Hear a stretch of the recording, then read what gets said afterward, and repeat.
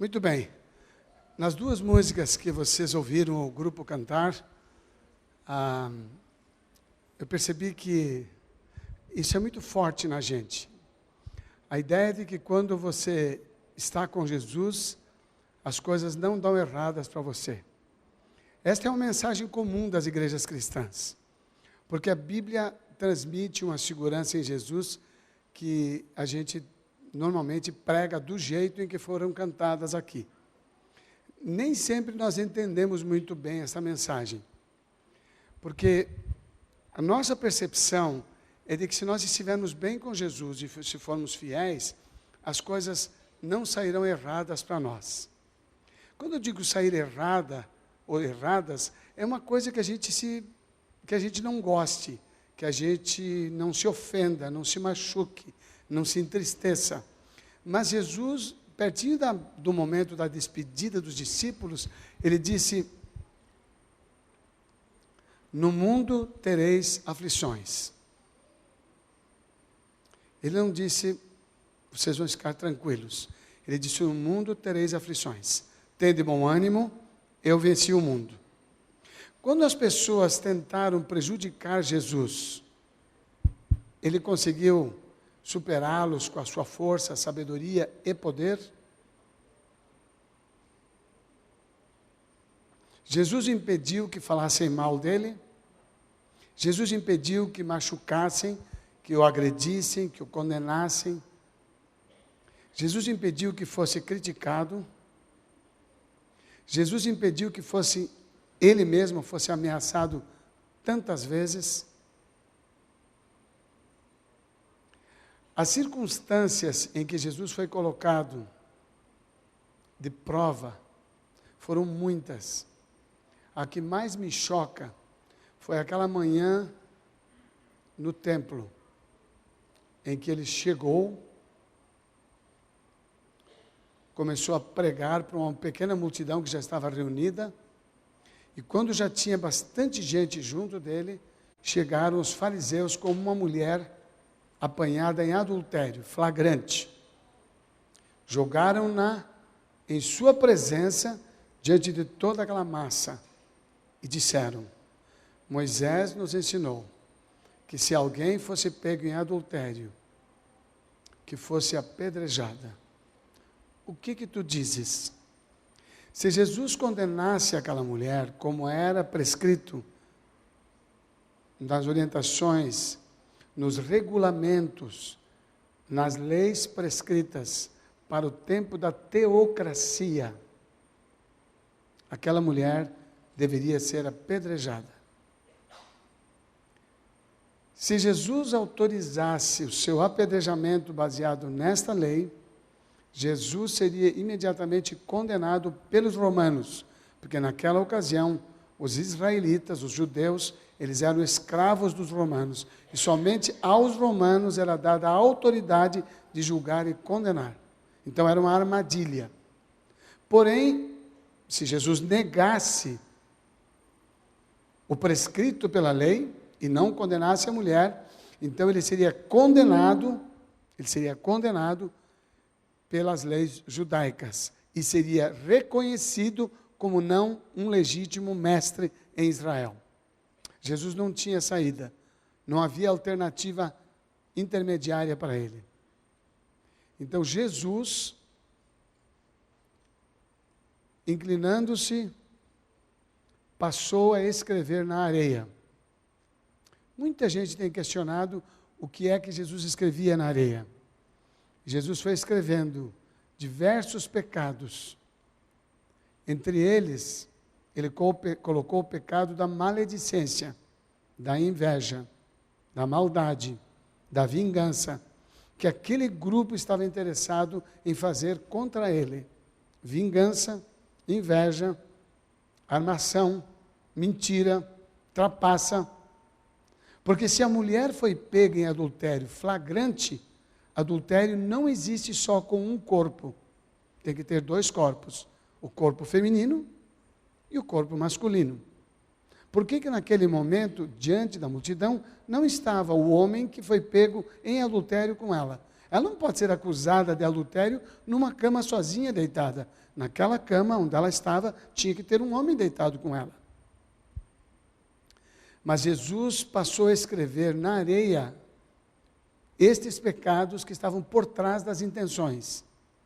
E quando os líderes chamaram a atenção de Jesus, dizendo, não dizes nada, Jesus levantou-se, olhou para eles e disse, aquele que dentre vós não tiver pecado, atire a primeira pedra.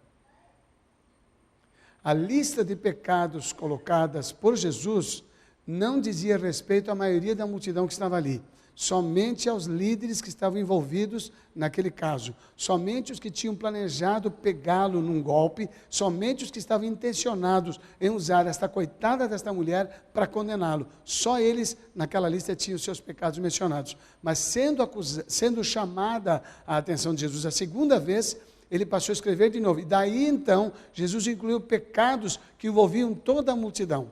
Os diferentes pecados que diferentes pessoas tinham praticado, nesse momento, não confessados. Preste atenção nesta frase. Aquele que dentre vós estiver sem pecados. Jesus não disse, aquele que de vocês não for pecador, atire a primeira pedra. Não ser pecador, só tinha naquela multidão uma pessoa, só Jesus. Os demais todos eram pecadores. Moisés fora pecador. Noé fora pecador. Eliseu fora pecador. Elias, que fora levado num carro de fogo para o céu, era pecador. João Batista, segundo Jesus, o melhor nascido dentre as mulheres, era pecador.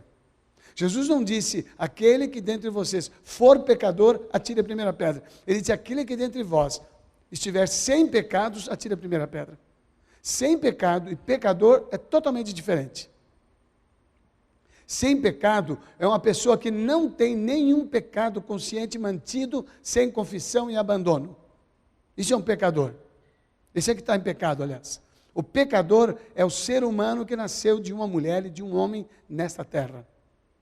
No Salmo 51, falando do seu pecado, falando da sua pecaminosidade, Davi, o rei Davi, em sua confissão, orando a Deus, ele disse, em pecado me concebeu a minha mãe. Por volta do século IV da nossa era, foi interpretado esse texto, um dos teólogos da época, de que a concepção de Davi, o ato sexual que produziu a concepção, era pecado. Por esse conceito, desenvolvido por volta do século IV, a sociedade cristã, depois de aproximadamente 300 anos, ou seja, por volta dos anos 600 ou 700 da nossa era, concluíram que o ato sexual é pecaminoso. Daí a ênfase no celibato como forma de consagração. Porém, o texto de Davi não diz isso. O texto de Davi diz, eu sou pecador, porque aqueles que me conceberam eram pecadores. Quando meu pai e minha mãe me geraram, eles eram 2 pecadores. E de 2 pecadores nasce um pecadorzinho. Quem tem um bebê mais novo aqui hoje à noite? Tem algum bebê com 1 mês aqui presente? 1 mês? Tem um bebê lá atrás com 1 mês? Mais ou menos? 3 meses? 3 crianças? 3 dias? Está aqui dentro? Ah não, aqui dentro tem alguma criança, porque tem uma obstetra, que ela podia me dizer, eu operei uma ontem, mas tem um bebê aqui dentro com 1 mês, 2 meses, 3 meses, 4 meses, quem dá mais? 5 meses, 6, 7 meses, 8, 9, 10, 11, 1 ano. Não tem bebê. Muito obrigado. Por isso que está quietinho aqui hoje. Está quietinha a igreja, que legal. Vamos pegar esse caso do bebê de 3 dias. O pai está aqui? Foi o pai que levantou a mão? Congratulations. Parabéns pelo seu bebê. Você tem outros filhos ou é o primeiro? O primeiro? Uau, não sei como é que você teve coragem de estar aqui. Parabéns. Porque é uma paixão louca nos primeiros dias. Essa vidração, não é vibração, essa vidração, fica vidrado. Ela vai se transformar em desespero. Deus tenha misericórdia de você. Ele teve de mim 3 vezes. No começo, a coisa mais que, nasceu, depois chora aquela porcaria e chora, e você levanta, e amanhã tem que trabalhar e chora de novo. É a coitada da mãe que já está amamentando, está se recuperando, não aguenta mais, aí o pai assume a vez, e vai lá, no outro dia tem que trabalhar, levanta com o nervo na flor da pele, mas não pode brigar com aquela criatura que é inocente, é muito pequena, ali está um pecador. 3 dias de pecador nessa vida. Ele é inocente. Ele não tem pecado praticado intencionalmente. Mas já nesta fase, as inclinações da sua carne estão marcadas pelo pecado. A manifestação da inquietude da criança, do choro, que não negocia, que ela quer atenção, atendimento, atenção nesse sentido, quer atendida a sua necessidade, que ela não sabe expressar de outro jeito, a não ser chorando, é manifestação do seu egoísmo. Em psicologia, seria dito que esta criança está manifestando a expressão de suas necessidades. Ok, mas não desse jeito. Se fosse uma criança santa, não fazia assim.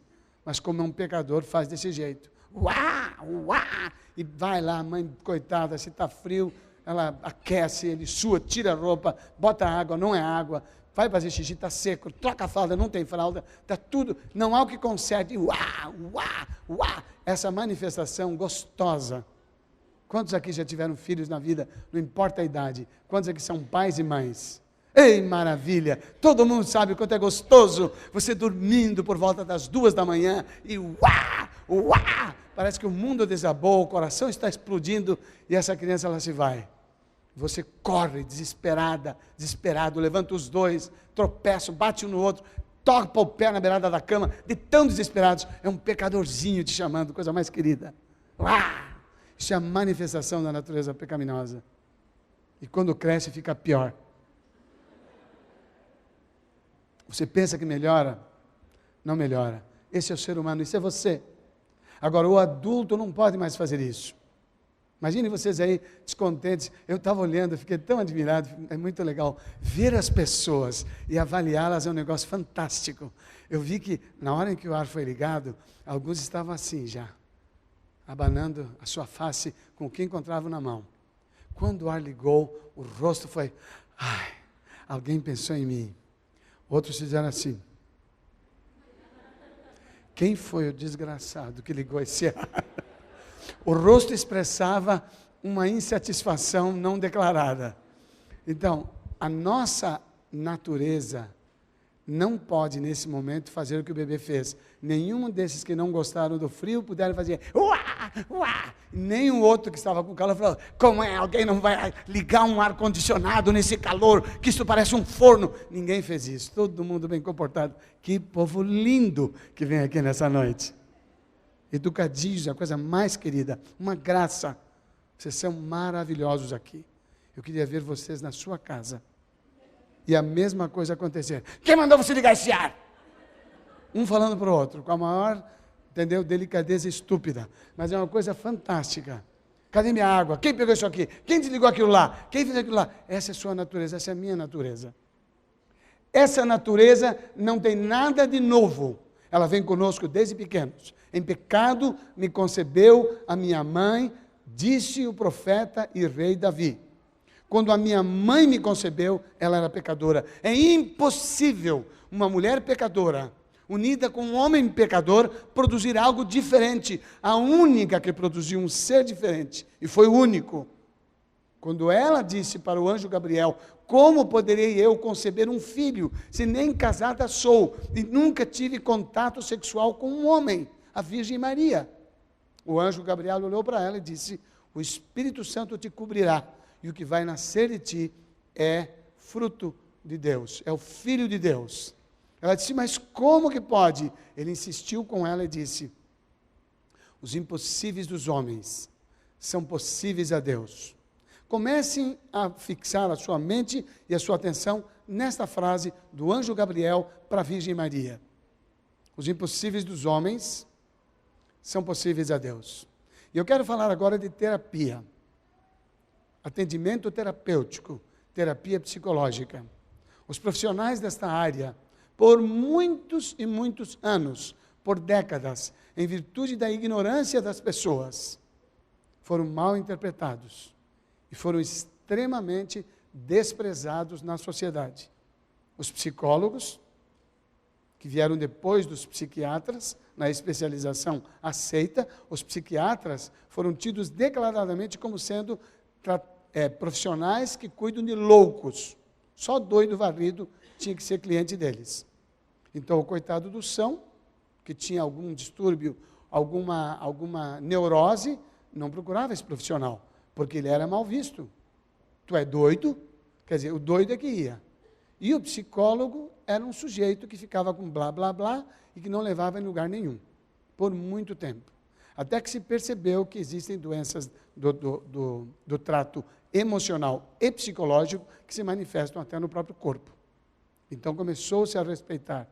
E somente no fim da década de 80, no Brasil, o psicólogo passou a ter uma visão de respeitável utilidade, não sendo marcado ou estigmatizado como um profissional que só atende pessoas varridas, doidas, fora do seu sentido. E teve um outro segmento que demorou mais para aceitar, é o segmento cristão. O cristianismo demorou para aceitar essa realidade, porque diziam, é impossível que uma pessoa que tem fé precise de um profissional desta área. Então eu diria, é impossível que uma pessoa que sente dor de dente vá ao dentista. Fica em casa fazendo... Bebe água morna se está doendo, põe água fria para ver se dói mais, enfim, faz alguma coisa, arranca, como alguns faziam no passado, amarra uma cordinha, amarra na porta e puxa a porta, pá, arranca tudo. Aí não precisa ir ao dentista, porque isso é cristão. Dor de cabeça? Vai na farmácia. Aliás, o Brasil é campeão em farmácia, não?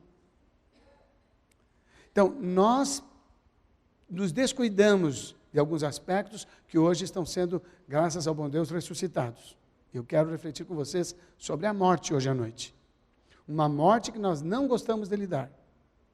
É mais fácil uma pessoa desesperada com o seu estado natural, não gostando de como é, não gostando de como se sente a respeito de si mesma, a respeito dos outros e a respeito da vida. É mais fácil uma pessoa nestas condições, de maneira covarde, tomar a iniciativa de tirar sua própria vida, o suicida, do que alguém dentre nós são, sem esse estado, mas sendo confrontado por alguém que vive conosco na mesma casa, nós queremos morrer para aquilo que nós gostamos. É muito difícil, é muito difícil. Eu estou para ver alguém que queira isso. Dentre os que estão aqui, nenhum quer.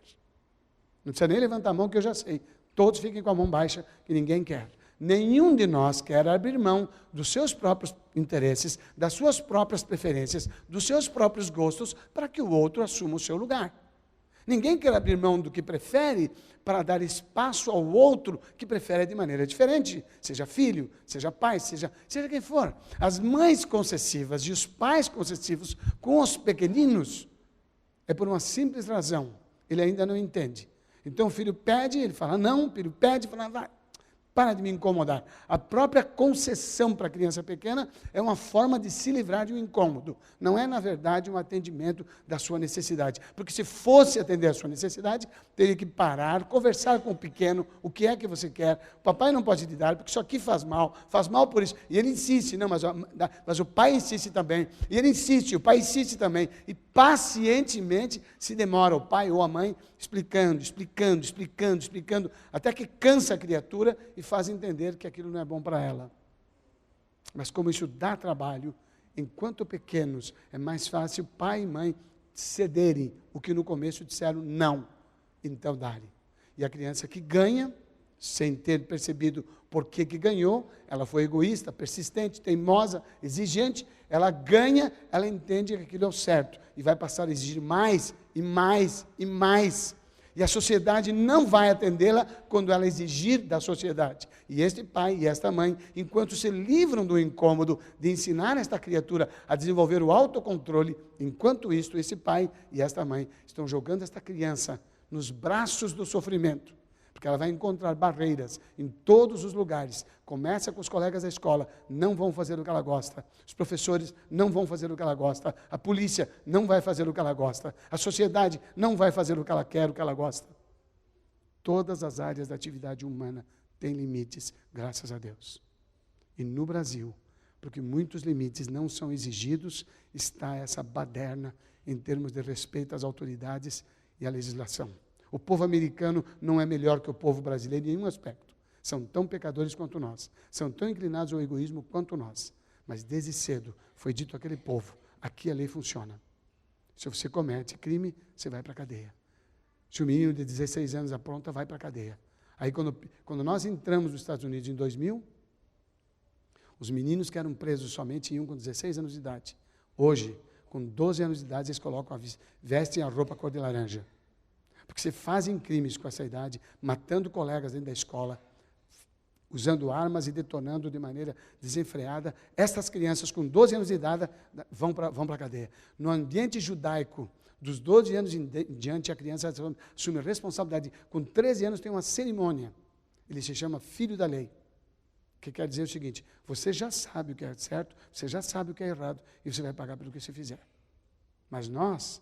E a sociedade brasileira, se já pela terceira vez vai para o Congresso brasileiro e não se vota a responsabilidade para os mesmos indivíduos que com 16 anos podem votar até no candidato para o governo do Estado ou presidente da República. Como é que ele tem direito a votar em alguém e não tem a responsabilidade de responder por aquilo que ele faz? Então, os bandos de traficantes que precisam colocar as suas drogas rolando por aí, sem que o crime coloca atrás das grades, eles colocam os menores, que são infratores, são presos e são soltos, porque a lei não permite que eles permaneçam presos.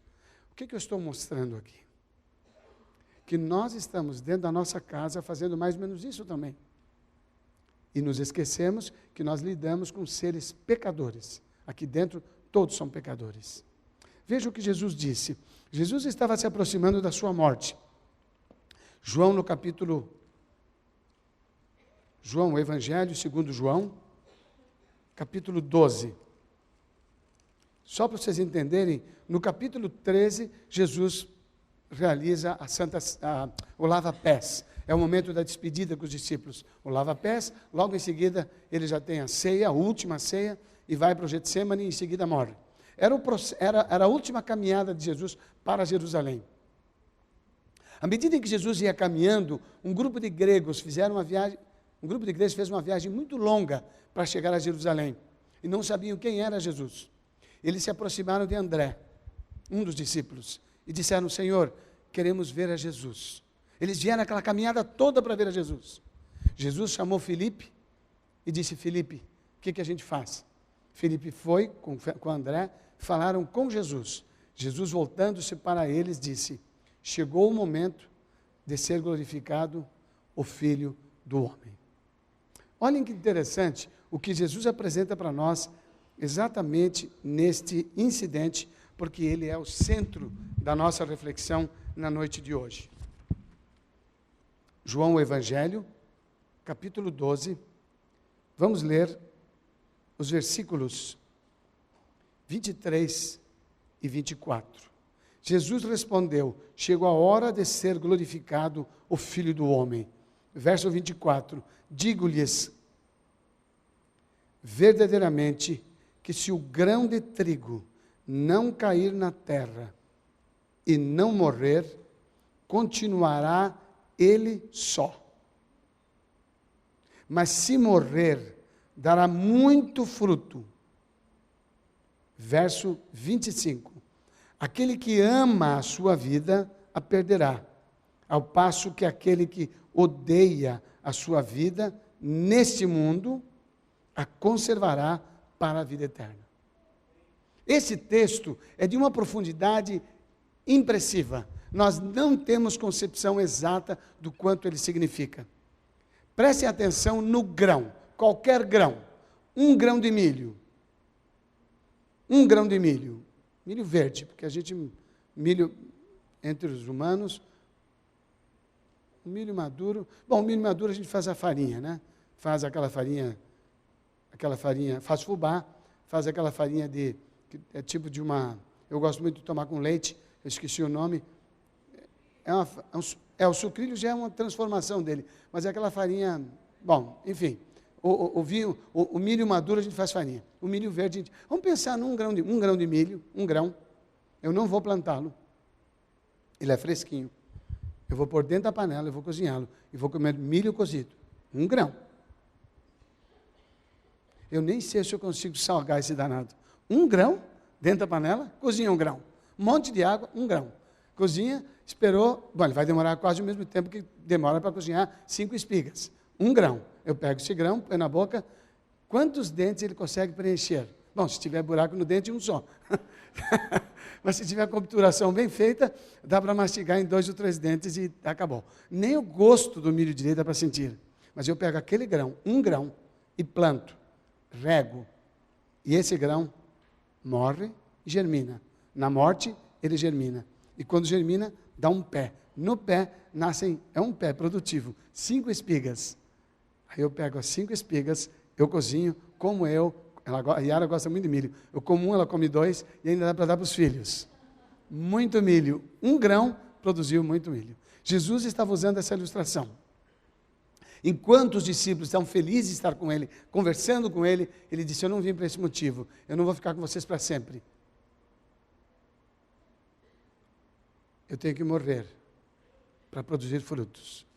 Olhem, por favor, o que ele diz em seguida, nesses mesmos versos que já lemos. Olhem, por favor, o que ele diz no versículo 24 de novo. Digo-lhes verdadeiramente que se o grão de trigo não cair na terra e não morrer, continuará ele só, mas se morrer, dará muito fruto. Aquele que ama a sua vida a perderá, ao passo que aquele que odeia a sua vida neste mundo a conservará para a vida eterna. Em outras palavras, se eu pego a minha vida e conservo para o meu prazer, para o que eu gosto, fazendo só a minha preferência, ou seja, alimentando o meu egoísmo, eu vou ficar morto, vivo. Eu não vou desfrutar do que Deus quer me dar. Mas quando eu mesmo faço da minha vida um pleito de utilidade, sirvo os meus semelhantes, ajudo quem precisa, sirvo a quem está em condições inferiores à minha, eu vou ter prazer, eu vou viver, não só isso, já vou ganhar aqui. Jesus disse, certa vez, que aquele que servisse a Ele, ganharia aqui nesta vida, quanto? Quantas vezes mais? Ele falou, aquele que se negar e se entregar por minha causa, ganhará nesta vida quantas vezes mais? 100 vezes mais. E por fim,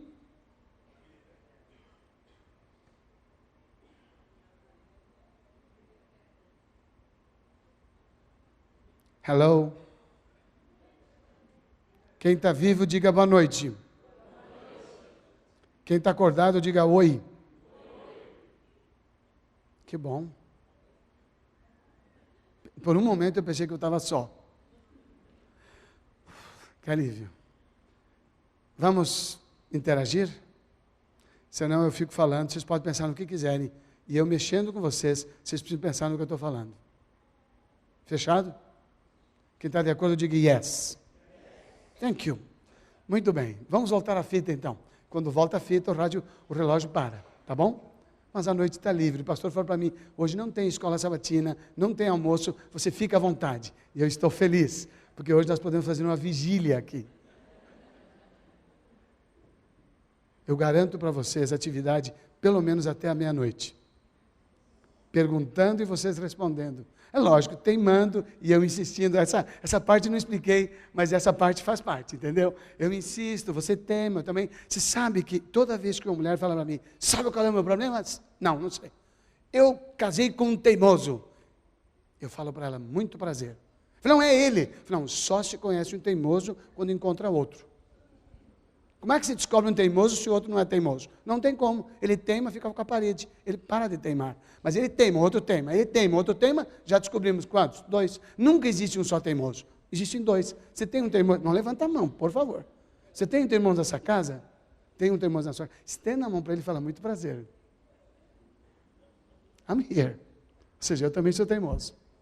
Muito gusto em espanhol. Aqui nós encontramos uma realidade.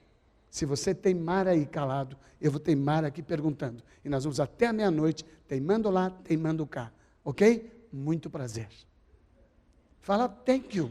Eu falei muito prazer. Você não fala nada para mim? Toda vez que um educado escuta eu dizer muito prazer, fala igualmente. Não quer dizer, né? Porque quando disser, você assina a sua conta. Vamos voltar à pergunta. Refletindo. Jesus estava dizendo que a nossa natureza nos leva a um isolamento chamado egoísmo. Eu quero voltar a ver com vocês o slide que nós vimos ontem, porque eu considero que tem detalhes que nós precisamos repetir. Onde nasce o novo eu? Essa luzinha daqui, se puder apagar, eu agradeço. Não sei se dá para apagar. Thank you. Muito obrigado.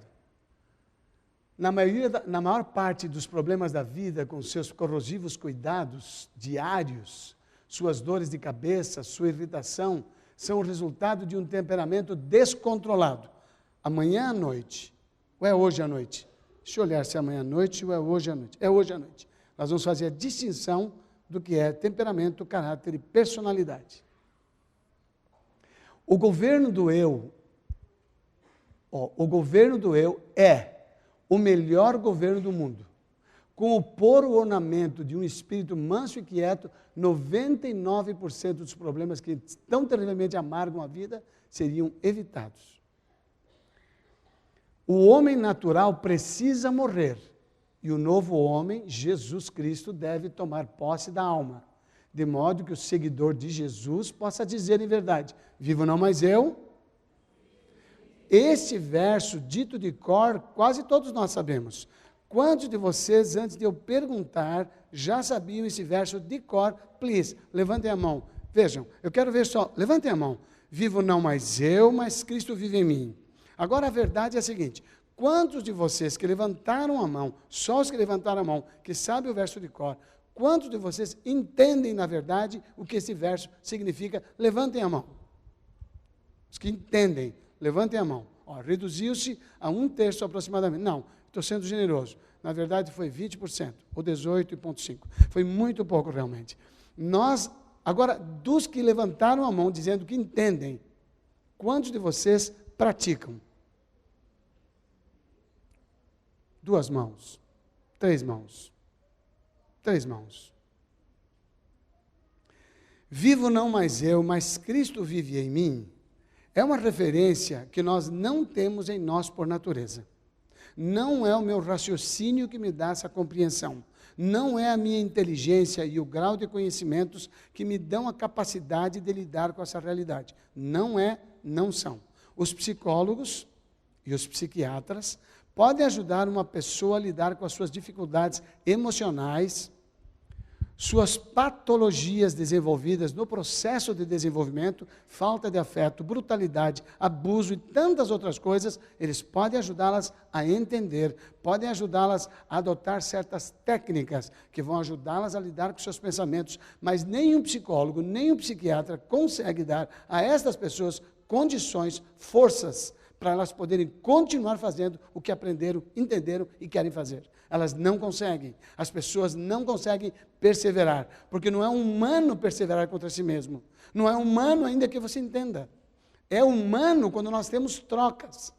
Faça isso, que o seu marido vai fazer aquilo. Faça isso, que a sua esposa vai fazer aquilo. Faça assim, que o seu filho vai responder desse jeito. Faça desse jeito, que o seu pai vai corresponder daquele. Aquele menino, aquele rapaz de 21 anos, que eu disse para ele, o seu pai é que é o problema. É ele que tem dificuldades. Seja compreensivo, fale com ele. Fale na língua dele, fale espanhol. Entenda o seu pai, procure ouvi-lo. E o pai, eu disse para ele, não se preocupe com o seu filho, não insista com ele, não insista para ir à igreja, diga para ele, filho, estamos indo à igreja, quer ir conosco? Não, pai, não quero. Dá um beijo nele e dá um tchau. E não fala, desse jeito você vai para o inferno. Talvez você esteja indo para a igreja, para o inferno, você que está dizendo isso para o seu filho. Não é desse jeito que se trata as coisas de Deus. Mas diga para ele, meu filho, eu vou estar orando por você. Um beijo. Tchau. E vai embora, dá um abraço no filho. Ele tem que sentir que você o ama, apesar de ele não fazer uma coisa que você agora prefere e acha que é o melhor para ele. Se ele não quis e não achou que era. Isso é vivo, não mais eu, mas Cristo vive em mim. Há uma senhora nova, uma mulher de 34 anos, junto com seu esposo de 36, um homem bom, ela também é uma mulher inteligente. Os dois foram aos Estados Unidos, ao Canadá, se especializaram, fizeram cursos, fizeram uma coisa bonita. Enquanto ele estudou, ela trabalhou. Enquanto ela estudou, ele trabalhou. Os dois se formaram no Canadá, retornaram ao Brasil. E estavam com sérias dificuldades na coalizão das ideias, na hora de exercerem a profissão aqui em São Paulo. Meu escritório era aqui em Santo Amaro. Apareceram os dois lá. Começamos a terapia. Dificuldades tremendas na abordagem do que cada um entendia como sendo certo, como sendo o melhor. Depois de um certo tempo, aproximadamente 6 ou 7 sessões, esta mulher persistentemente não seguia as minhas recomendações. Eu só tenho 3 condições para atender o meu cliente. Condição número 1, força de vontade individual. Você tem que querer. Não force o seu marido a vir aqui. Não force a sua esposa a vir aqui. Porque se vier dessa maneira, não vai funcionar. Cada um tem que vir porque quer. E cada um tem que cooperar porque quer. Você quer? Ok, então primeiro ponto, força de vontade individual. É desse jeito que esta semana vai te ajudar. Se você vem porque você quer. Se a sua vontade é colocada à disposição do que Deus pode te dar por meu intermédio talvez. Quem tem que saber o que vai ser dito aqui sou eu sou o responsável. Não se preocupe em dar as respostas. Quando você me responde, você diz o que você pensa, e isso é importante para mim. Porque quando você diz o que você pensa, você esvazia conceitos que você tinha. E geralmente, o conceito que um de vocês emite, ou 2, refletem o senso comum dessa comunidade, ou o senso comum desta sociedade. E é importante que seja expresso, é importante que seja dito. Mas esta senhora, esta mulher, essa moça de 34 anos, não tinham filhos. Persistentemente, ela não seguia as minhas recomendações. E num dia, na sessão, o cheque dele sobre a mesa, do pagamento da sessão. Eu disse, pode pegar o seu cheque. Ele falou, como assim? Eu falei, pode pegar o seu cheque. Eu não quero mais que você volte. Você não pode fazer isso comigo. Eu falei, posso. Se você não segue as minhas recomendações, se você não quer, eu não tenho o direito de obrigar você. Mas se você não segue as minhas orientações, você não tem o direito também de exigir que eu seja o seu terapeuta. Porque desta forma eu não vou te ajudar. O coitado do marido, o semblante dele descaiu, porque ele realmente estava cooperando. Ela ficou muito brava. Brava comigo, como era brava com ele. Ela era brava. E brava ficou. Mas pegou o cheque e foi embora. E não voltou mais. 6 meses depois, esta mulher ligou para a Yara, pediu para fazer uma entrevista, uma consulta comigo, um atendimento sozinha. Eu não atendo casal, um dos dois, atendo os dois. O meu trabalho não é terapia clínica, eu não trabalho patologias, eu trabalho relacionamentos. Eu preciso da outra parte. Se é com o filho, preciso dos dois. Se é com a esposa, preciso dos dois. Eu preciso das partes para lidar com isso. Mas ela pediu e veio. Ela chegou lá e disse, eu quero agradecer pela lição que você me ensinou. Que lição que eu te ensinei? Ah, você me ensinou uma grande lição. Que lição que eu te ensinei? Você me fez assumir responsabilidade pelas coisas que eu estava passando para o meu marido. Qual foi essa responsabilidade? Olha o que ela me disse. Eu precisei negar-me a mim mesmo para poder vê-lo como de fato ele é. E você aprendeu completamente. Eu só quero pedir uma coisa para você. Eu preciso de mais umas 3 sessões para a gente ajustar algumas coisas que não estão bem. Falei, welcome, seja bem-vinda. E eu queria te pagar aquela sessão que eu fiquei devendo. Falei, pode fazer o cheque no valor dos 2.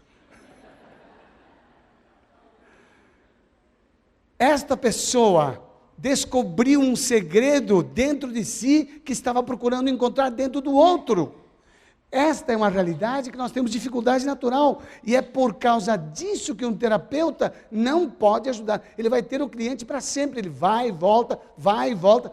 Enquanto estiver seguindo suas recomendações, ele cria uma dependência de sustentação durante o período de 10 dias no máximo. Mas normalmente o ciclo é semanal. Então ele volta e o terapeuta refaz os conceitos que vão morrendo. Como vão morrendo? Pela força que ele exerce para se controlar em relação ao outro. E ele fica na última, e onde é que ele descarrega? No terapeuta, depois ele volta novamente. Mas quando você entrega esse indivíduo a um poder sobrenatural, que ele muda a maneira de ver as coisas, ver os outros e ver a si mesmo, ela renasce, ela é outra pessoa, e ela não precisa voltar a vida inteira para alguém para ajudá-la, porque ela tem uma fonte que a ajuda e faz a diferença na sua existência.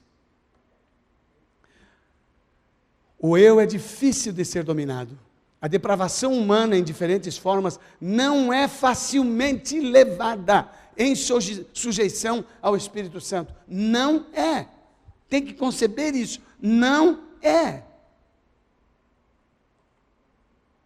Capítulo 5 da carta do apóstolo Paulo aos Romanos. Romanos capítulo 5. Versículo 8. Romanos 5, verso 8.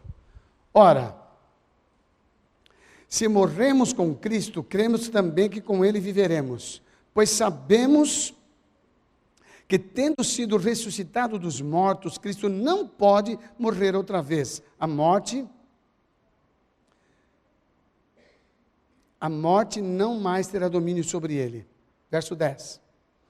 Porque morrendo, ele morreu para o pecado uma vez por todas, mas vivendo, vive para Deus. Verso 11, agora veja o verso 11. O verso 11 é que me interessa. Romanos 5, 11. Da mesma forma, considerem-se mortos para o pecado, mas vivos para Deus em Cristo Jesus. Portanto, verso 12, não permitam que o pecado continue dominando os seus corpos mortais, fazendo que vocês obedeçam aos seus desejos. Não ofereçam os seus membros do corpo de vocês ao pecado, como instrumentos de injustiça. Antes, ofereçam-se a Deus como quem voltou da morte para a vida, e ofereçam os membros do seu corpo a Ele, como instrumentos de justiça, pois o pecado não terá domínio sobre vós. Olha o que diz o apóstolo, mesmo apóstolo, no capítulo 3 da sua carta aos Colossenses. Eu falei que era o 5? Era o 6, desculpem. Eu estava lendo certo, não? Só que vocês estavam em outro lugar. Pode voltar. 6. Da mesma forma, verso 11. I'm sorry. 6, verso 11. Da mesma forma, considerem-se mortos para o pecado, mas vivos para Deus em Cristo Jesus. Verso 12. Portanto, não permitam que o pecado continue dominando os seus corpos mortais, fazendo que vocês obedeçam aos seus desejos. Não ofereçam os seus membros do corpo de vocês ao pecado, como instrumentos de injustiça. Antes, ofereçam-se a Deus como instrumentos, como quem voltou da morte para a vida, e ofereçam os membros do corpo de vocês a Ele como instrumento de justiça. Portanto, o pecado não terá domínio sobre ele. Não vai ter domínio se eu entrego a minha natureza. Eu vou contar uma história minha para vocês, porque ela é extremamente chocante e desagradável. Eu estava muito mal num sábado pela manhã. Morávamos em Campo Grande, Mato Grosso do Sul, uma cidade maravilhosa. Moramos 4 anos naquele lugar maravilhoso. Um sábado pela manhã eu estava com muita dor de cabeça. A Yara viu que eu estava com dor de cabeça. Tínhamos um só carro. Eu a levei ao culto na igreja onde ela foi, dentro do Hospital do Pênfigo, cedo, às 9 da manhã, e retornei. A nossa casa, de onde eu vinha, para onde ela estava, era caminho. Ou seja, eu tinha que passar em frente de casa para ir buscá-la 5 quilômetros para frente, no Hospital do Pênfigo, onde tinha uma capela. Quando voltei antes, ou seja, a tempo, eu fui buscá-la.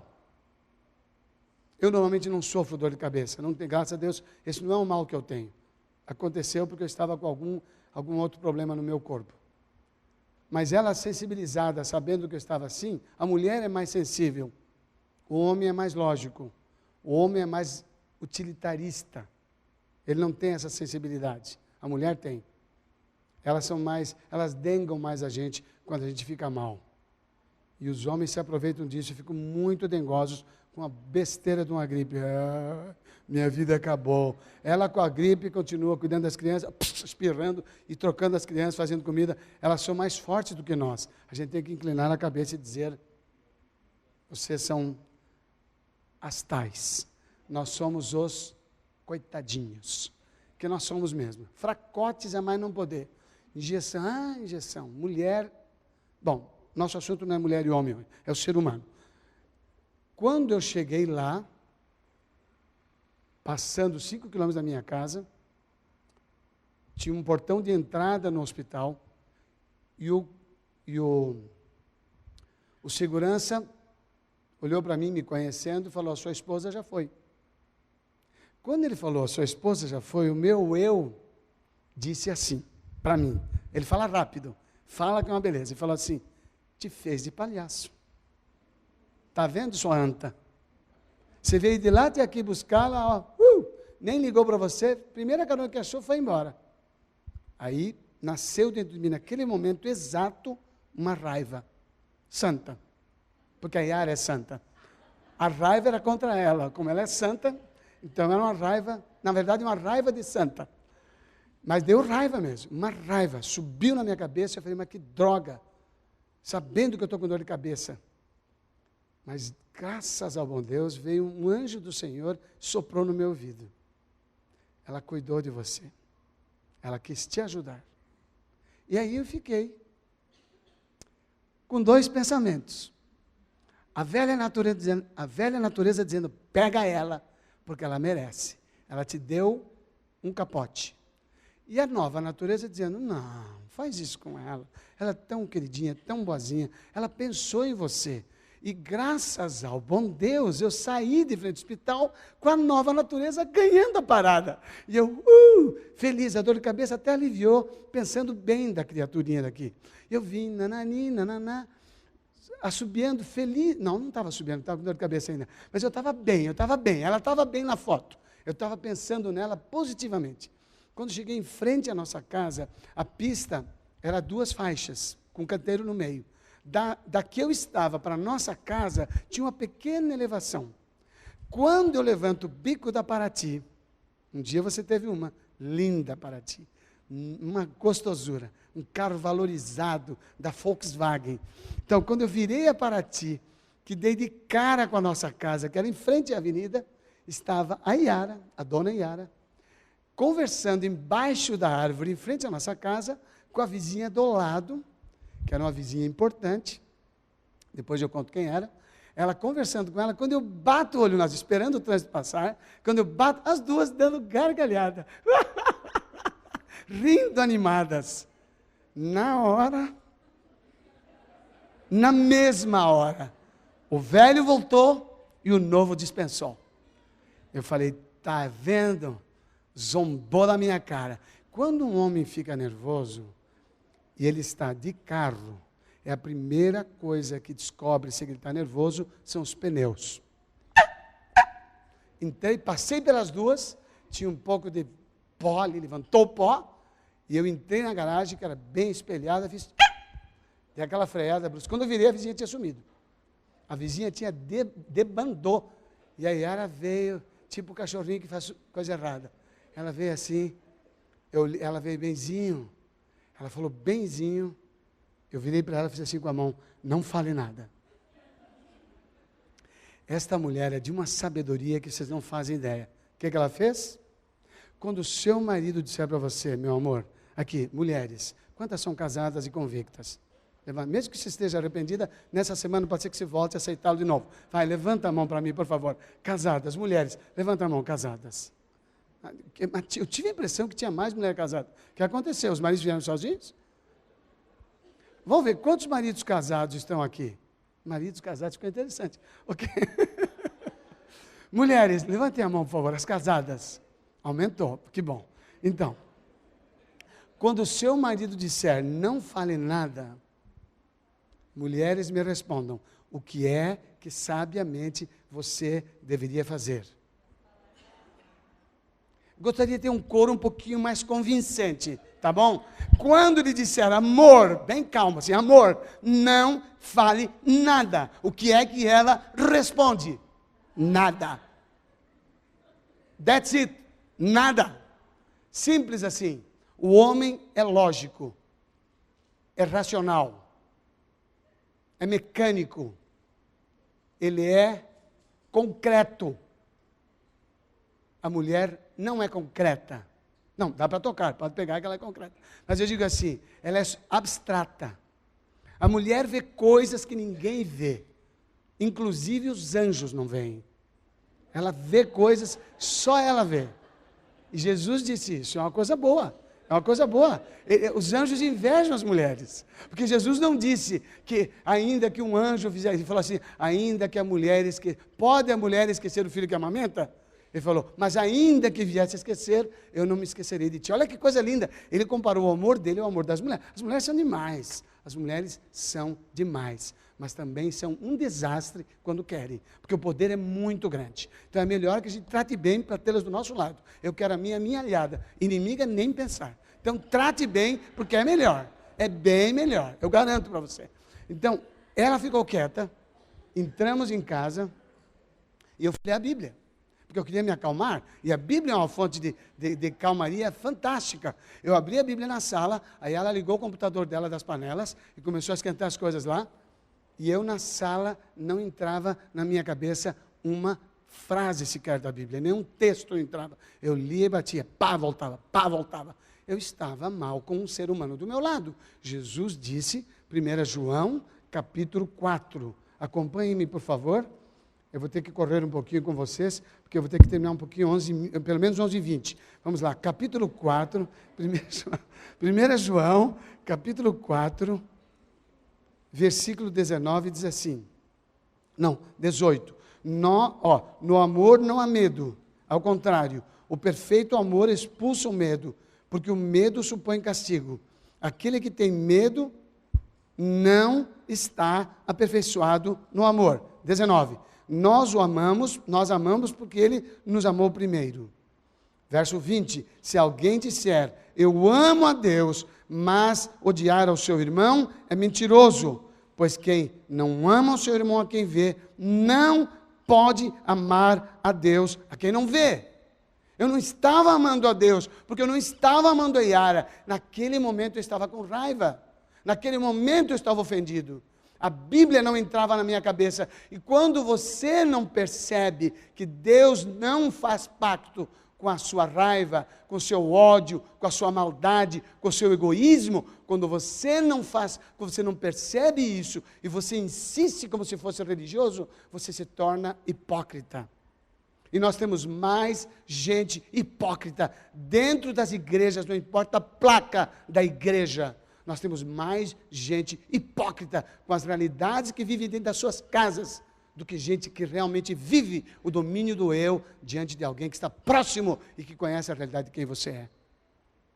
Talvez você pense, não vou apresentar em juízo isso nunca, porque eu tenho razão, e esse é o problema maior. Quando você tem razão numa relação de iguais, quando você tem razão, você não dá razão a quem quer que seja. Antes de ter razão, admita a razão do outro. Pense na possibilidade do outro. Eu tenho atendido homens e mulheres a quem tenho dito sozinho, dê ao outro o direito. Please, dê ao outro o direito. Sozinho é sozinho. E se ele não fizer nada, não importa. Dê a razão por uma razão, dar a razão. Faça o certo por um só motivo. Qual o motivo? Porque é certo. Não porque fazendo o certo eu vou receber algo em troca. Nós não podemos lidar com as coisas de Deus na base do business. Deus não precisa dos nossos bens, do nosso tempo, da nossa devoção. Ele não precisa nada de nós. Ele é todo suficiente, Ele é onipotente, não precisa de nós. Há um bando de gente sentado em igrejas, achando que fazem favor para Deus, até de vir dentro da igreja.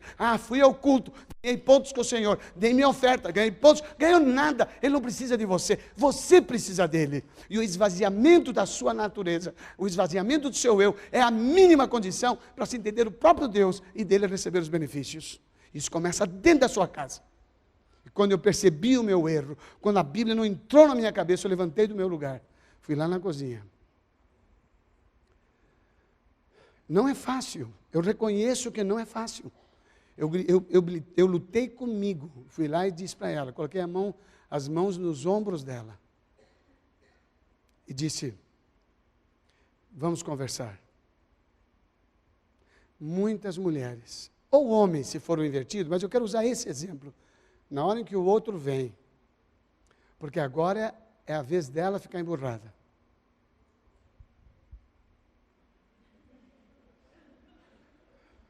Agora estou esquentando a comida. É aquela esnobada que vem da onde? Vem da onde? Do velho. Do velho. O que é difícil aqui? O que é difícil? O eu aqui? O eu aqui? É eu de cá e eu de lá. Eu meu e eu dela. O eu dela podia ter feito isso, mas a Yara não fez isso. Graças ao bom Deus. Porque eu estava fazendo isso. Me ajudem, por favor. Sejam meus analistas agora. Vocês acham que me levantar da sala, tendo o senso de que eu estava com a razão, tendo o senso de que fui zombado por ela e pela vizinha, eu levantar da sala e dizer para ela, eu não pedi desculpa ainda, porque até então eu não tinha visto meu erro, mas eu disse, vamos conversar. Eu pergunto para vocês acham que essa iniciativa de dizer para ela, vamos conversar, foi uma coisa fácil para mim? Com quem que eu estava lutando? Please, com quem que eu estava lutando? Com o meu eu. O outro precisa nessa hora entender, ele está batalhando com o eu dele, ele é revoltado, ele é explosivo, ele é isso, ele é aquilo. Eu vou olhar para ele e não dizer, toma seu explosivo, agora você vai ver o que é bom, sua lagoa vai secar jacaré, sua batata está assando, Zé Mané. Essas declarações são perversas, elas alimentam a velha natureza, elas não restauram a nova. Nós trabalhamos para o diabo dentro de casa e não trabalhamos para Deus. Será que estou me fazendo entender? Será que estou me fazendo entender? A pessoa que eu quero do meu lado, me ajudando, é a ela mesma que eu atrapalho. A que eu quero que levante, é a ela mesma que eu derrubo. Será que me faço entender por vocês? Naquele momento, houve momentos na vida que é...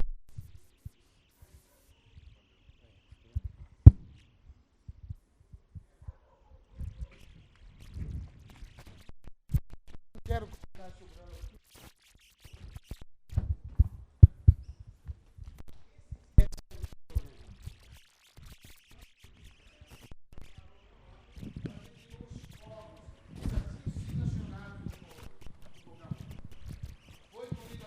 Sentou comigo, muito obrigado.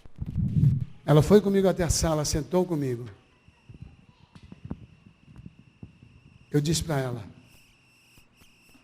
o que aconteceu? Ela disse, eu fiquei muito preocupada com você quando vi você sair de manhã. Eu vi que você estava muito mal. Eu fiz um plano com Deus. Se terminar o culto mais cedo, e a primeira carona que eu pedir tiver lugar, eu vou para casa, para evitar que ele tenha que vir até aqui, essa distância. Por isso que eu estava em frente de casa, porque eu achei que você não tinha passado ainda. Porque assim que eu saí, o segundo carro que estava saindo da igreja, a pessoa deu carona para mim e para as 3 crianças. Eu disse, foi Deus, eu vim para cá feliz da vida, pensando em aliviar a sua carga. Eu não entendi por que você entrou tão nervoso. Bom, meu povo, vocês imaginem como estava a minha cara. Eu estava envergonhado até o pó, como diz o profeta. Eu estava um farrapo. Eu abracei-a. Quando eu comecei a pedir desculpas, eu comecei a chorar de tanta vergonha de que alguém fez um bem tão grande para mim. Eu fiz um fiasco tão grande na frente de uma amiga dela, amiga que era nada menos do que a esposa do presidente da associação.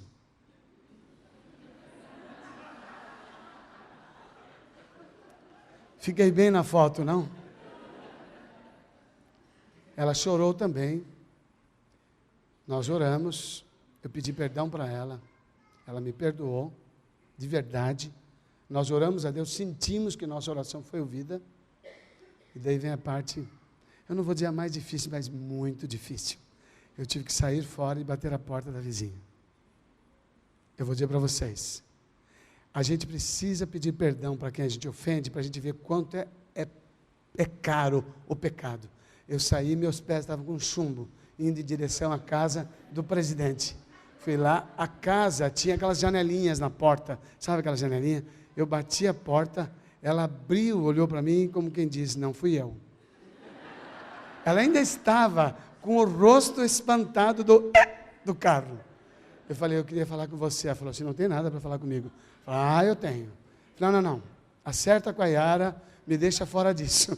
Ela achou que ela estava... Eu falei, não, eu gostaria que você saísse, por favor. Ela abriu a porta, eu disse para ela, olha, eu fiz um fiasco muito grande, eu fiz uma vergonha, eu humilhei a Yara na sua frente, eu desrespeitei você na minha casa e fiz tudo isso por uma imbecilidade, porque ela estava pensando no meu bem, e eu fiquei nervoso quando vi vocês duas rindo. Ela falou, mas eu com a Yara, quando que a gente não ri? Porque ela era muito palhaça, a esposa do presidente. Eu falei, eu quero que você me perdoe, porque o que eu fiz para a Yara, ela não merece. Ela me perdoou, a gente se abraçou, voltei para casa. Olha o estrago e o preço que eu paguei. Mas uma coisa eu aprendi, toda vez que você paga o preço confessando, você fica vacinado para não repetir por muito tempo. Essa é a morte do eu. Tem que morrer cada dia. Cada dia morro, diz o apóstolo Paulo. Cada dia morro, diz ele. Mas todos devem ser impressionados com o fato de que, a menos que esta vitória seja ganha por meio de Cristo, a menos que esta vitória seja ganha por meio de Cristo, não há esperança para eles. Você tem que ser impressionado que se o eu seu não morrer, você está perdendo o seu tempo na igreja. Não há esperança para aqueles cujo eu não morra, porque só nasce o novo eu se o outro morrer. Olha o que diz, a vitória pode ser alcançada, pois nada é impossível com Deus. O que o anjo disse para Maria? Ela disse, como que eu vou ter esse bebê? Eu não tenho relação com homens. O anjo Gabriel respondeu, os impossíveis dos homens são possíveis a Deus. Nenhuma pessoa que eu atendo sem as 3 condições. Condição número 1, força de vontade individual. Condição número 2, fidelidade aos meus conselhos. Se me escolheu, tem que acreditar. Se der errado, deixa comigo. Essa responsabilidade não é sua, é minha. Tem que acreditar. Condição número 3, confiança no poder de Deus. Eu atendo ateus, já atendi ateus, já atendi pessoas esotéricas, gente de outras crenças que não tem nada a ver com Deus. E teve um homem que me disse, as 2 primeiras está tudo bem, a terceira é impossível. Eu falei, por quê? Eu sou ateu, então não posso te ajudar. Ele falou, você não pode falar isso para mim? Ele falou, por quê? Ele falou, você tem uma porta comercial, e você não pode exigir que as pessoas que você atende tenham a mesma crença que você fez. Você está certo. E você não pode exigir que eu seja o seu terapeuta se os métodos que eu uso você não aceita. O meu método inclui Deus. Você não crê? Tem mais de 1000 em São Paulo que você pode procurar que não creem. Ele falou, você está pegando pesado. Falou para mim. Então não é pesado, é o único jeito. Por que você está aqui? Falei para ele. Ele falou, eu tenho uma amiga que é uma cantora famosa, e eu a conheço há muito tempo, ela vive em terapias. Eu fui numa festa, há pouco tempo atrás aí, que ela também foi, e eu a vi diferente. Eu falei para ela, uau, o que aconteceu com você? Ela falou, nada. Ah, não veio querer me enganar. Você está diferente? Ela falou, diferente de quê? Você está melhor, está mais leve, está mais tranquila, mais confiante. Você mudou de terapeuta? É mais ou menos uma conversa que rola entre as pessoas que têm um pouco mais de posse, é trocar de terapeuta. Eu atendi uma que já estava no 7º. E fazia terapia há 16 anos. Tadinha. Então, este homem perguntou para ela, trocou de terapeuta? Troquei. Conta para a gente. Falou, não vou contar. Como assim? Então, você não vai acreditar. Não, eu acredito. Ah, não vai acreditar. Falou, quem é o seu terapeuta? Falou, um pastor. Quando ela falou um pastor, ele falou, não acredito que você desceu desse nível. Você está indo em pastor, botar a mão na sua cabeça, para você resolver os seus problemas? Falou, não é esse tipo de pastor. A formação dele é aconselhamento. Foi assim que ele me conheceu. Falei, então, você viu que a vida dela mudou? Falou, vi. Você acha que fui eu? Não, eu pensei, se enganou. Eu ajudei a encontrar Deus. E quando ela encontrou Deus, aceitou, a vida dela mudou. Por isso que ela está assim, não fui eu. Agora você quer vir aqui ver a mesma coisa que ela teve sem Deus? Esqueça, eu não vou te ajudar. Esse homem ficou. Esse homem, pela primeira vez na vida, tocou na Bíblia. Esse homem estudou a Bíblia com uma pessoa do Brooklyn. Do Brooklyn, desta igreja. Estudou a Bíblia. Conheceu Deus. Confiou em Deus. Na quinta, eu vou contar uma experiência dele com a Bíblia, que muita gente crente velha na palavra de Deus não creram como esse homem creu. Pouco tempo depois disso, ele descobriu que a natureza dele era má, embora ele fosse um cara legal, alegre, simpático. Ele era o bom vivant, ela era tensa, estrita, reguladinha, tudo certinho, cada coisa tinha o seu lugar. Ele era um bagunceiro inveterável. Ele abria uma gaveta, não fechava, abria uma porta, não fechava, a roupa onde ele pegava, ele largava. A casa dele era uma verdadeira semeadura, o que ele pegava, ele largava. Estava parecendo um campo aberto, e a coitada restrita, cuidadosa, morria com aquele homem. E ele descobriu que esse espírito alegre, que todo mundo gostava, sorridente, ele é alegre mesmo, esse espírito alegre dele fazia ele ser relaxado. Esse cara que você namorou, não levante a mão, tá? Fica só entre nós aqui. Esse cara que você namorou, que era descontraído, alegre, que você amou, é o que bagunçou sua casa. Você que está aqui hoje à noite. E essa mulher, você que é tenso, certinho, tudo no lugar, abre a gaveta, mete a mão no escuro, do lado direito, o clipe marrom está lá, você puxa e pega. Você casou com essa mulher, que ela é descontraída, liberada. Amor, deixa solto, amor, libera mais. Essa mulher bagunçou a sua vida, a sua gaveta, bagunçou tudo. E você está a ponto de explodir. Não aguento! Essa mesma querida, que era descontraída. A gente vai trabalhar sobre isso, se Deus quiser, na sexta-feira. Este homem reconheceu que sem Deus é impossível vencer o eu. Aqui está dito: a vitória pode ser alcançada, pois nada é impossível com Deus. Pela assistência de sua graça, todo o temperamento mau, toda a depravação humana pode ser vencido. Vamos trocar o slide, rapidinho, para nós podermos concluir. Olhem comigo, por favor, Romanos 8, enquanto o slide é trocado. TCIP, a individualidade. Individualidade. Quem de vocês sabe me dizer o que é individualidade? Please, uma pessoa. O que é individualidade? O que é individualidade? Alguém quer dizer? O que é? É O quê? uma pessoa. Uma pessoa é individualidade. Isso é suficiente? Está meio limitado. Eu quero mais. O que é individualidade?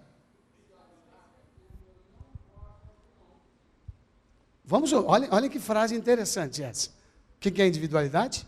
Aquilo que eu não posso abrir mão. Aquilo que faz parte de mim e eu não posso abrir mão. Aquilo que faz parte de mim e eu não posso abrir mão. Qual é a sua opinião? Conjunto de características subjetivas. Conjunto de características subjetivas de uma pessoa. Seria isso. Olha que interessante. Individualidade. Meu jeito próprio de ser. Eu entro num casamento com o meu jeito próprio de ser. Meu jeito é diferente da Yara. Eu não posso abrir mão do meu jeito de ser. Só que ela esteve na mesma reunião e também acreditou nisso, que ela também não pode abrir mão do dela. Mas ela é bem diferente de mim.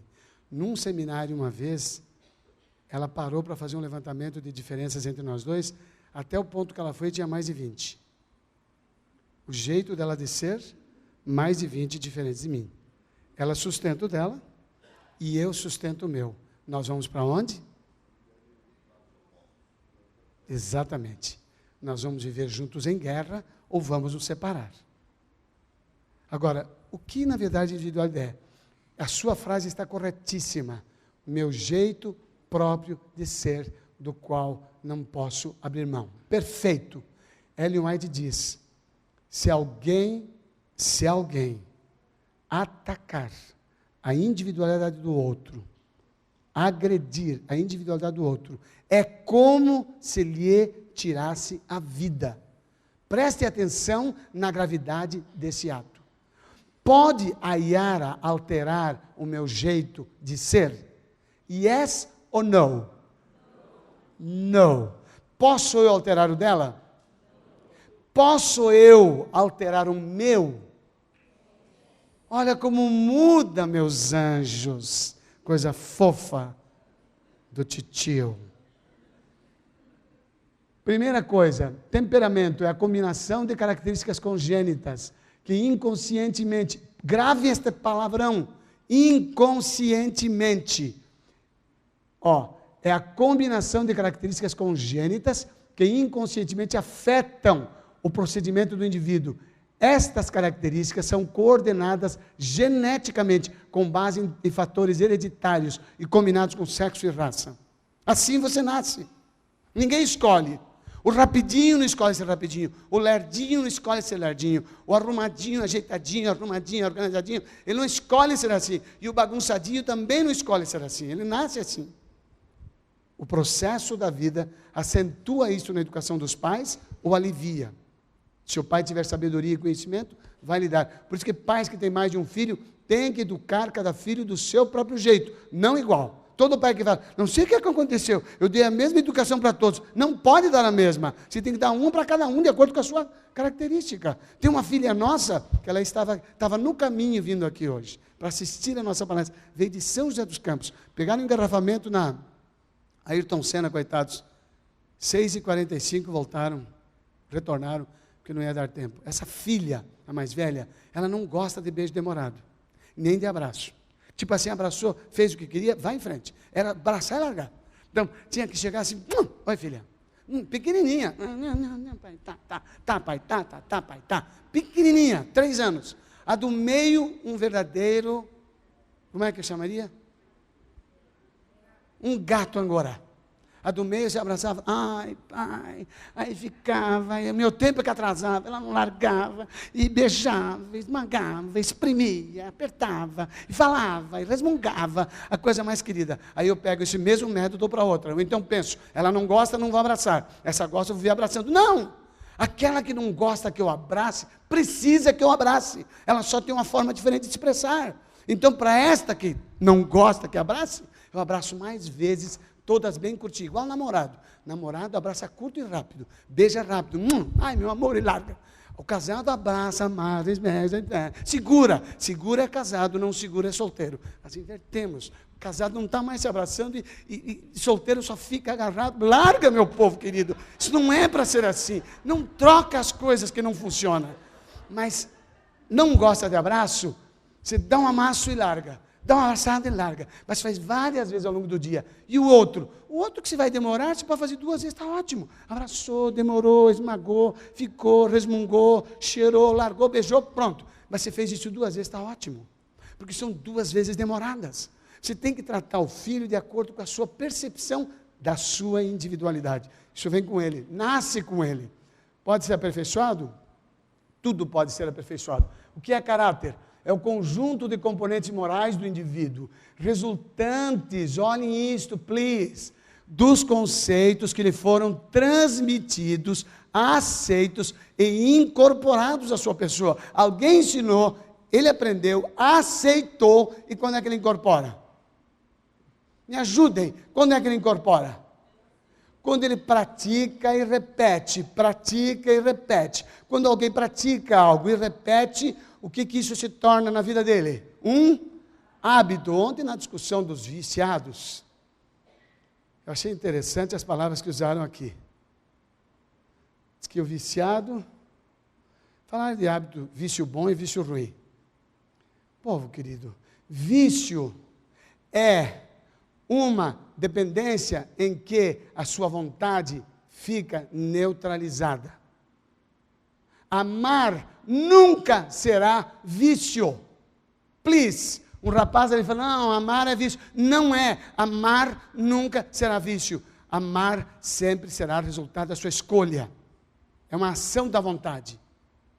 Então, você, quando pratica um hábito mau, ele desenvolve um caráter mau. Quando se desenvolve um hábito bom, você tem um caráter bom. O bandido que está no Carandiru tem caráter. Quando as pessoas, esse cara não tem caráter. Tem caráter. O bandido tem caráter de bandido. Mas não tem pessoa sem caráter.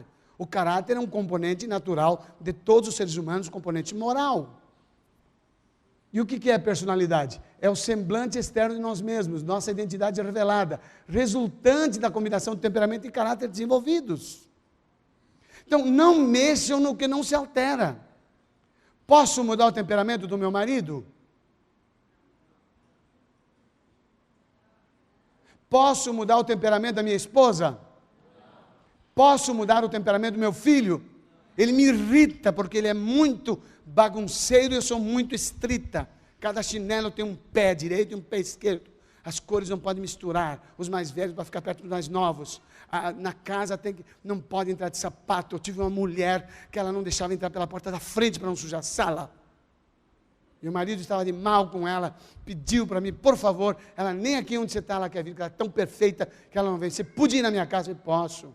Fui na casa dele, uma assistência doméstica de aconselhamento. Cheguei lá, toquei a campainha, ela saiu pelos fundos, fez, oi pastor. Falei, oi, pode entrar. Pelos fundos? Mas eu me senti tão bem, porque quem entra pelos fundos é íntimo. Eu fui para os fundos. Cheguei lá, ela falou, sabe o que é? Eu prefiro que as pessoas entrem pelos fundos, que eu tenho aqui uma coleção de chinelos, escolher um que sirva no seu pé, porque na minha casa eu não quero que entre com o seu sapato. Eu falei, nossa, será que tem meu número aí? Meu é 39. Ela falou, tem vários aí. Eu pus um chinelo. Aí eu olhei para a sala, mas a sala me atraía, porque a sala tinha um sofá maravilhoso. Eu fui em direção à sala, ela falou, pastor, eu falei, pois não?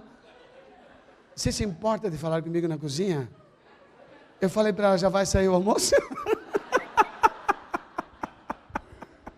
Eu também estava aproveitando para... Não, ela falou, não, é que eu evito de ir na sala, porque assim ela fica limpa. Eu falei, entendi.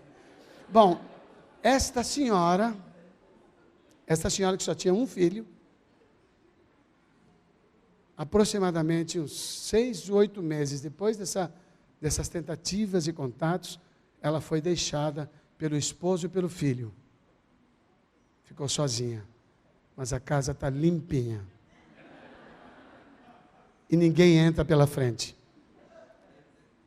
Vocês percebem o que é que esta mulher tem? Uma característica natural que não é um defeito.